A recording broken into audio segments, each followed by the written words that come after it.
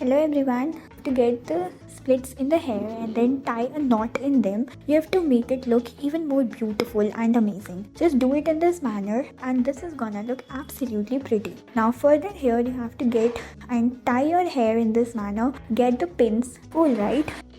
Now let's see, you have to cut this one, make a bun out of it. You have to get this rubber band and now just place your hair in this manner with the help of these combs. You have to make these pretty bun in this manner and then just tie them up in this way. This is gonna look absolutely amazing.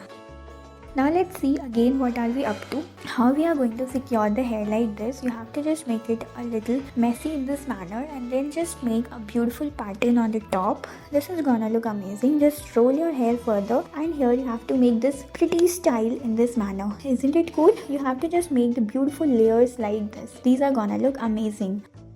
Now here you have to get this accessory and then just tie your hair and further you have to just roll them up into the form of a beautiful bun like this. Get them beautifully rolled in this manner and yeah, tuck them up with the help of these beautiful clips.